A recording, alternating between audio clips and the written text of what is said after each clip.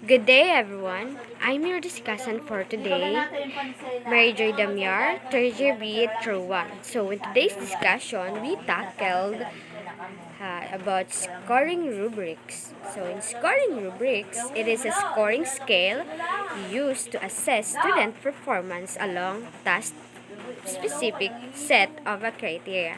Also, it is an authentic assessment. Typically, are the criterion reference measure, that is, students' aptitude on a test. It is also determine the student performance against a set of a criteria. So, in this determine by matching the student's performance against a set of criteria to determine the degree to which the student's performance meets the criteria for the task. So, to measure student performance against a predetermined set of criteria, a rubric or scoring scale is typically created, which contains the essential criteria for the task and also have an appropriate levels of performance for each criterion.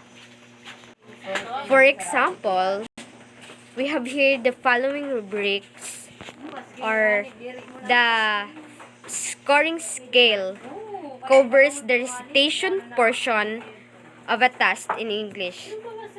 We have here an example about recitation rubric.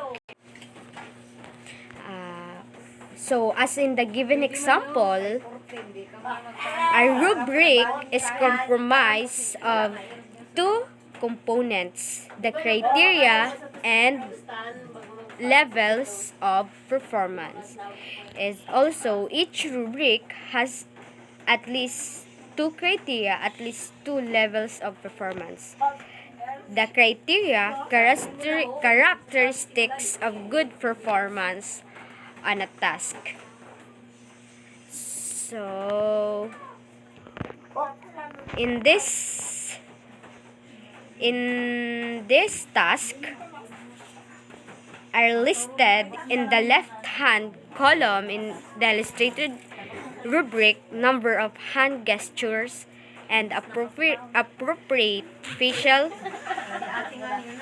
features, voice, inflection, and the ambience. Actually, as a common in rubrics, a shorthand for use or each criterion to make it fit easily into table. The full criteria are statements of performance such as include a sufficient number of hand gestures and recitations, captures the ambience through the appropriate feelings and tune of the voice. For each criterion, there are the evaluator applying the rubric can determine to what degree the student has met the criterion. This is the level of performance for each criterion. In the given rubric, we have here, there are three levels of performance for each criterion. The recitation can contain a lot of inappropriate, few inappropriate, or no inappropriate hand gestures.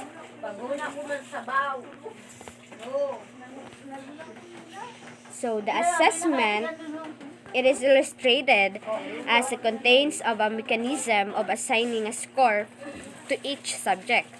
Assessment under accompanying rubrics can be used for purposes other than evaluation and thus do not have to have points or grades attached to them.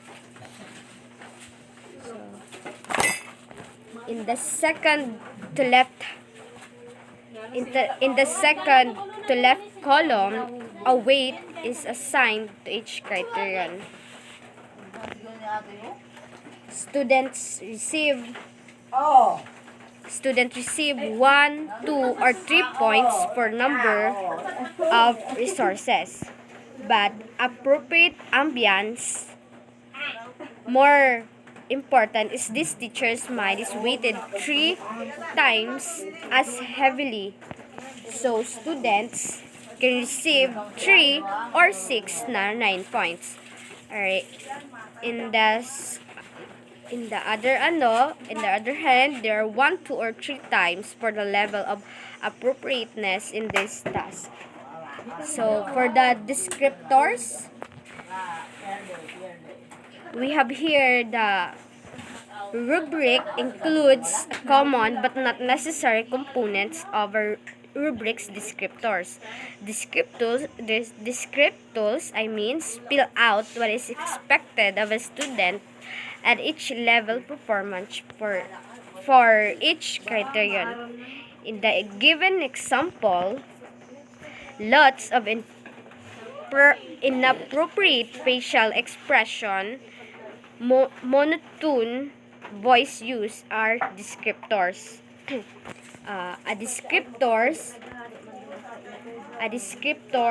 tells students more precisely what performance look like at each level and how may they work or distinguish from the work of others for each criterion.